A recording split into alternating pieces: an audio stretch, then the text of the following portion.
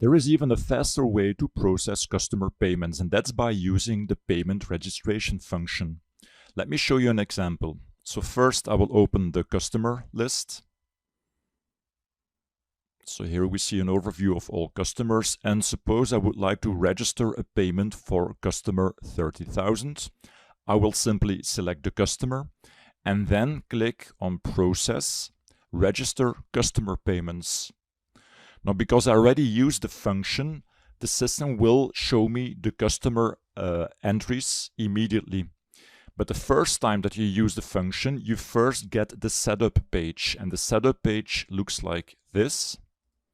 So again, the first time that you register a customer payment, the system will first show you these setup fields where you can select the journal template, the journal batch, the bank account that you want to balance to, and if this is the default bank account, and so on. So this is a setup that you only need to do once. So once that this is set up, like we just saw, the open customer entries are displayed immediately.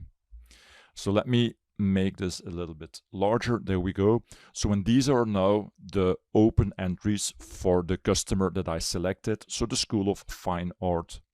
The only thing I need to do now is select one or multiple entries based on the payment that we have received. So for example, if this payment or if the payment of this invoice is received, I can simply select the line.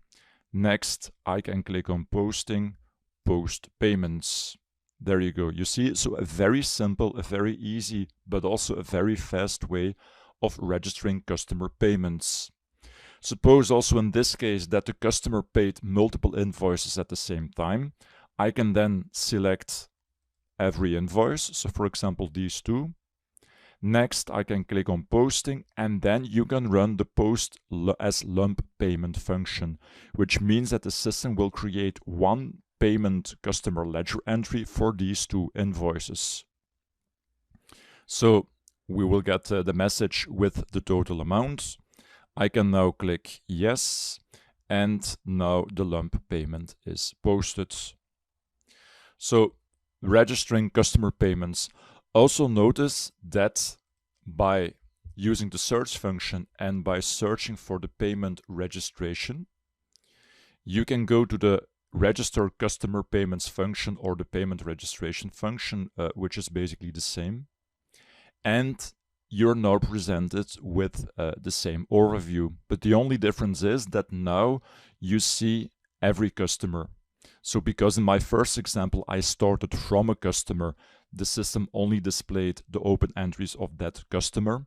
If you go to the payment registration function by using the search function, you can see all customers. So if you, for example, want to process customer payments for multiple customers at the same time, this is a very good way to do so.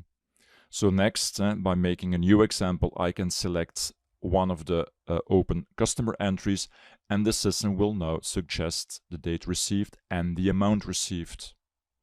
Now also this is very interesting because we can also post partial payments. Suppose that the customer paid in advance of this invoice of, let's say, 1,500. I can very simply change the amount received, and now we can post a partial payment. So by choosing the Post Payments function and by posting the payment, now there is a partial payment and there is then a remaining amount of the rest.